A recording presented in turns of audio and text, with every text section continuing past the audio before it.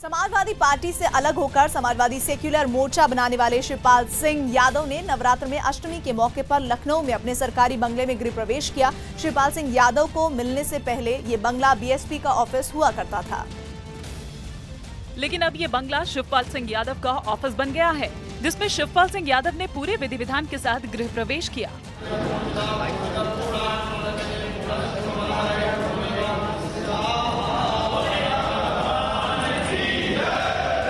इस मौके पर शिवपाल सिंह यादव ने बंगले में हवन और आरती की।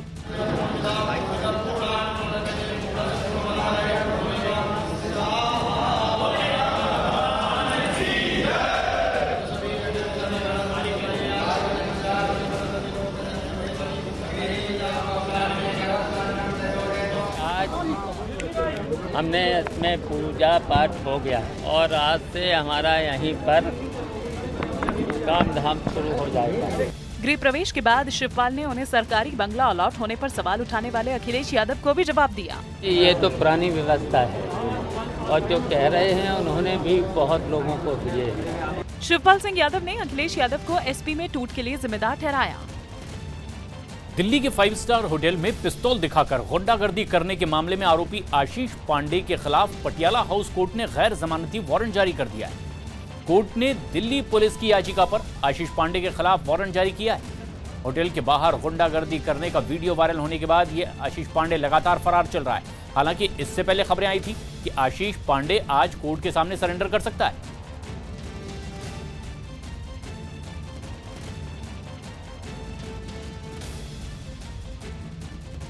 पंजाब और हरियाणा में सरकार के लाख दावों और सख्ती के बावजूद पराली जलाने का सिलसिला थम नहीं रहा। किसान प्रशासन से पराली को ठिकाने लगाने की मांग कर रहे हैं, जबकि हरियाणा के फतेहाबाद में पराली जलाने पर किसानों के खिलाफ प्रशासन कार्रवाई की तैयारी कर रहा है।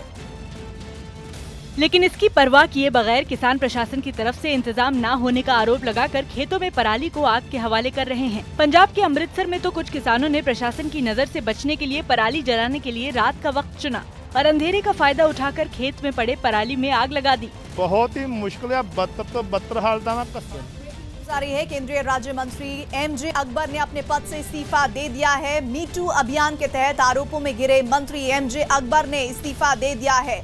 लगातार जिस तरह से मीटू को लेकर कैंपेन चल रहा था और कई महिलाओं ने एमजे अकबर को इस अभियान के तहत आरोपी बताया था, उसी के तहत जब ये मामला सामने आया था तो वो विदेश में थे और ये कहा जा रहा था कि जब वो विदेश से लौटेंगे तो इस मामले पर उनके ऊपर दबाव बनेगा। लेकिन उनके विदेश लौटने के 2-3 दिन के बाद भी कोई भी हलचल नहीं सुनाई दे रही थी।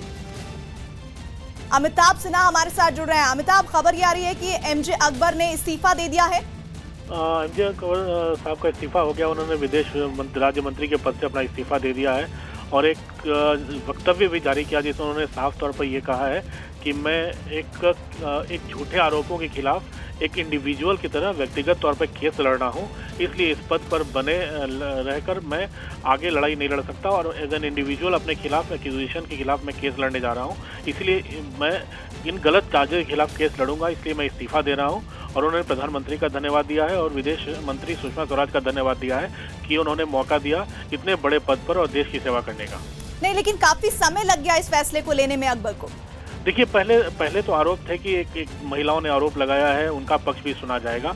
इनका पक्ष सुना भी गया है और इनके बाद आपको याद होगा कुछ दिन पहले अजीत डोभाल इनसे मिलने गए थे, आधे घंटे मुलाकात चली थी। उसका अजीत डोभाल एनएसए जो है वो अमित शाह के घर भी गए थे मिलने के लिए। उसके बाद तमाम चीज़ों में बातचीत के दौर लगातार जारी रहे थे और एक के बाद एक महिलाएं लगातार उनके खिलाफ आरोप लगा के सर उठाती जा रही थी। आपको याद होगा कल 20 महिलाओं ने एक संयुक्त वक्तव्य जारी किया था और चिट्ठी भी लिखी थी राष्ट्रपति के नाम भी। तो जाहिर तौर पर एक दबाव लगातार बढ़ रहा था सरकार पर और मोरल अथॉरिटी के नाम पर, इसलिए एमजे अकबर ने इस्तीफा दिया है। हालांकि उन्होंने अभी भी ये कहा है अपने वक्तव्य में कि तमाम आरोप जो है वो गलत है और व्यक्तिगत तौर पे वो इन तमाम आरोपों के खिलाफ लड़ाई लड़े। हालांकि वो कह रहे हैं कि व्यक्तिगत तौर पर नैतिकता के आधार पर उन्होंने इस्तीफा दिया है, लेकिन जिस तरह से चुनावी साल ये कहा जा रहा है और कई महिलाओं के लगातार उनके आरोप लगातार उन पर दबाव बना रहे थे, इसी के तहत माना जाए कि उन्होंने खुद ही ये फैसला लिया कि इस्तीफा दे दिया जाए बेहतर है, क्योंकि इससे सरकार की भी किरकिरी हो रही है। देखिए, सरकार की किरकिरी हो रही थी और तमाम मंत्री बैकफुट पर थे। बीजेपी को जवाब देना मुश्किल हो गया था और इस सवाल पर बीजेपी प्रवक्ता भागते नजर आ रहे थे। सरकार की प्रेस कॉन्फ्रेंसेस भी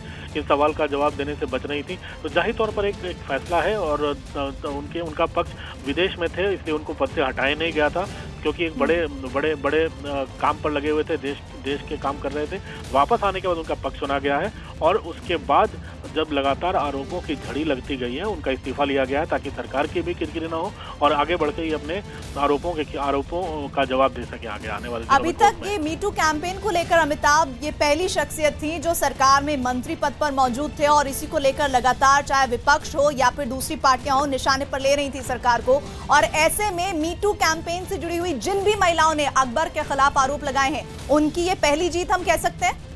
बिल्कुल, अगर लगातार आपको ये कहा जा रहा है कि पिछले 2-3 दशकों से लगातार जो महिलाएं पीड़ित रही हैं, उन्होंने आवाज़ उठाई है एमजे अकबर के खिलाफ मीटू कैंपेन में, तो जाहिर तौर पर एक वो उनके लिए जीत हो सकती है। लेकिन सरकार के लिए भी राहत की बात है कि एमजे अकबर का इस्तीफा हो गया।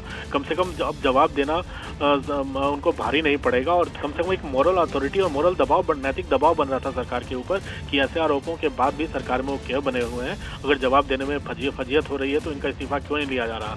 ऐसे में एमजे अकबर का इस्तीफा सरकार को काफी राहत दे जाएगा और एमजे अकबर को आगे लड़ाई लड़ने के लिए व्यक्तिगत तौर पे वो स्वतंत्र हो जाएंगे।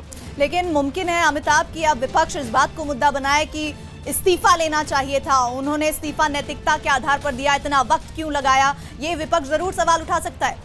विपक्ष अभी तक बड़े रेस्ट्रेंट रूप से तमाम चीज़ों को उठाता रहा है। प्रधानमंत्री चुप क्यों है, एमजे अकबर को इस्तीफा देना चाहिए, ऐसी बातें ज़रूर हो रही थी लेकिन सीधे तौर पर नहीं हो रहा था। आपको याद होगा कांग्रेस से भी फिरोज खान ने, जो उनके सोशल मीडिया की टीम में थे, उन्होंने इस्तीफा दिया है 2 दिन पहले ही।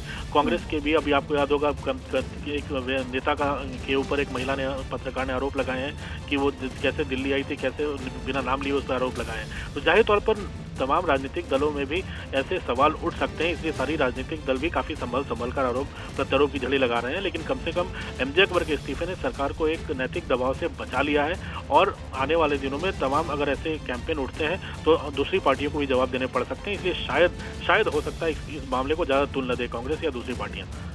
और जाहिर तौर पर मीटू कैंपेन में जिन भी महिलाओं ने एमजे अकबर को लेकर आरोप लगाए हैं वो काफी इस फैसले को लेकर खुश होंगी इस वक्त। अमिताभ, देखिए, राहत की सांस सरकार ने ज़्यादा ली है और विपक्ष इसे अपनी नैतिक जीत जरूर बताएगा कि एक मंत्री का इस्तीफा हो गया है, वो भी महिला उत्पीड़न के नाम पर, क्योंकि सरकार के साथ बड़ी चीज थी। क्योंकि पिछले 4 साल से अगर प्रधानमंत्री मोदी ने जब से सत्ता संभाली है, बेटी बचाओ बेटी पढ़ाओ का एक अभियान शुरू किया था उन्होंने बार बार, आपको याद होगा कुछ दिन पहले नेशनल ह्यूमन राइट्स कमीशन का एक कार्यक्रम था विज्ञान भवन में, उन्होंने कहा था कि इस बेटी बचाओ बेटी पढ़ाओ के कारण जेंडर सेक्स रेशियो जो है उसमें बालिकाओं की संख्या, बच्चियों की संख्या लगातार बढ़ती जा रही है। यहाँ तक कि राजस्थान, हरियाणा जो काफ़ी पिछड़े हुए थे, वहाँ भी जेंडर इक्वालिटी बढ़ी है और सेक्स रेशियो में बालिकाओं की तादाद बढ़ी है। तो जाहिर तौर पर जब प्रधानमंत्री खुद ऐसी बात कर रहे हैं, महिलाओं को, बालिका और लड़कियों की शिक्षा को आगे बढ़ाने की बात कर रहे हैं, ऐसे में एमजे अकबर पर लग रहे ये आरोप काफ़ी सरकार के लिए मुश्किल भरे क्षण रहे हैं। पिछले 10 दिनों में जब से ये आरोप लगने शुरू हुए हैं तो एक मुश्किल भरे क्षण से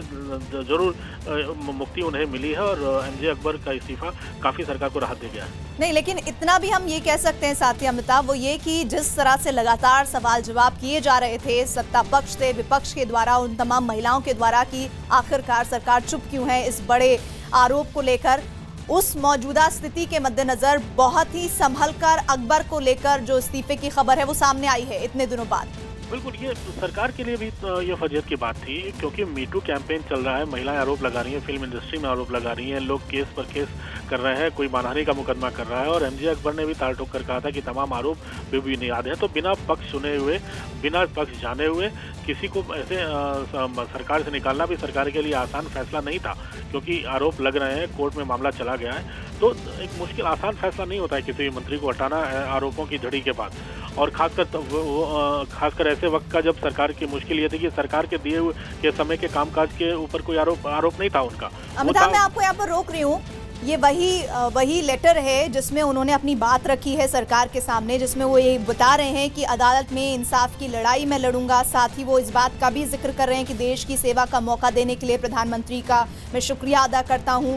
मी टू कैंपेन के तहत एमजे अकबर के जो आरोप थे उन पर उन्होंने इस्तीफा दिया है, जिसमें उन्होंने कई बातें उस लेटर में की हैं। वो लेटर इस वक्त आपके सामने है। विदेश राज्य मंत्री के पद से इस्तीफा दिया है। वो ये बता रहे हैं कि मैं सुषमा स्वराज का भी धन्यवाद करता हूं। झूठे आरोपों के खिलाफ मेरी ये व्यक्तिगत लड़ाई है जिसमें मैं आगे लड़ना चाहता हूं। अदालत में इंसाफ की लड़ाई लड़ूंगा और इन तमाम बातों का जिक्र करते हुए उन्होंने अपना इस्तीफा सौंपा है। इसमें तारीख भी लिखी हुई है 17 अक्टूबर 2018, एमजे अकबर। और ये लेटर वही गवाही दे रहा है कि आखिरकार मतलब ये कह सकते हैं कि मोहर लग चुकी है कि एमजे अकबर ने इस्तीफा दे दिया है मी टू कैंपेन में आरोप उन पर जो लग रहे थे उसके तहत। अमिताभ, बिल्कुल, मी टू कैंपेन में जो आरोप लगे हैं और आरोप लगाने वाली महिला पत्रकारों की संख्या दिन ब दिन बढ़ती जा रही थी। अब ये माना जा रहा है आज 20 तक वो संख्या पहुंच चुकी थी, और जो कि काफी बड़ा नैतिक दबाव था सरकार के ऊपर, क्योंकि इनमें काफी महिला पत्रकार जो है न्यूज रूम को हेड कर रही हैं आजकल। तो जाहिर तौर पर अगर मैं उसका वेलकम करती हूँ, क्योंकि कहीं ना कहीं उन्होंने वो सब इन्वेस्टिगेशन करने के लिए जब तक पूरा ना हो ये कहा होगा कि तब तक वो अपने पद से इस्तीफा दें, और नेशनल कमीशन फॉर वुमेन इसका वेलकम करता है। लेकिन सवाल ये है कि जिस तरीके से कई सारी महिलाओं ने आरोप लगाया उनके ऊपर, एक कैंपेन चला मीटू का, आपको लगता है कि ये एक तरीके से महिलाओं की आवाज़ की जीत है? ये राइट डिसीजन इसलिए है कि गवर्नमेंट तक वो आवाज़ पहुंची और गवर्नमेंट ने उसका कॉग्निजेंस लिया। ये इस बात की खुशी है कि गवर्नमेंट ने उस चीज़ पे एक फाइनल डिसीजन दिया जिसकी मैं वेट कर रही थी, इसलिए मैं खुश भी हूँ और I was looking forward to it. देश भर की महिलाओं के लिए ये आवाज़ उनकी ताकत के रूप में आपको लगता है आने वाले वक्त में होगा? उनको और हिम्मत रखनी चाहिए महिलाओं को, और इसको लॉजिकल कंक्लूजन तक पहुंचाने के लिए